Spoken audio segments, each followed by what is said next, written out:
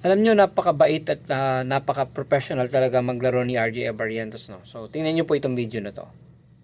Kanina, tingin mo ba excessive or basketball player?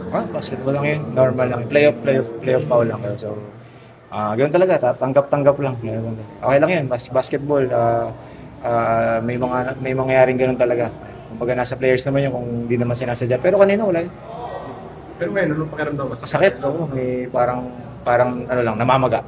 Pero So yan, so napanood na po natin at sinabi nga po ni RJ Abarientos na mukhang okay naman talaga siya. And ako po yung mahanga, bukod sa skills ni RJ Abarientos sa basketball ay yung kanyang attitude, yung kanyang pagiging professional at napakabait po ng tao nitong si RJ Abarientos. Kumbaga parang wala kang makikitang negative sa kanya.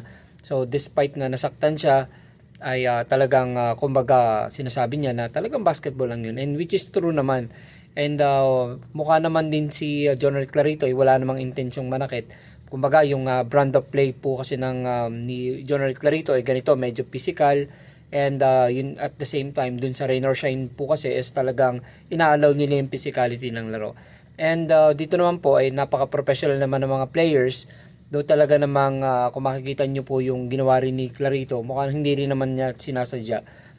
Kumbaga parang sagasa kung sagasa, and then nasa momentum sila, naghahabol, and at the same time sasagasaan niya talaga yung mga nasa harapan niya kasi yun yung style ng play naman ni Jonel Clarito. Pero ganun pa man ay magkakaibigan naman po sila, kumbaga sila naman po ay very professional ang mga players natin, and ako po ay lubos na humanga kay RJ Abarientos dahil nga sa kanyang galing at saka sa kanyang attitude. So yun lang muna for today's video at maraming salamat at naway si RJ Abarientos ay nasa mabuting kalagayan din at hindi naapektuhan ng kanyang ilong. So yun lang muna at mga kabarangay, maraming salamat.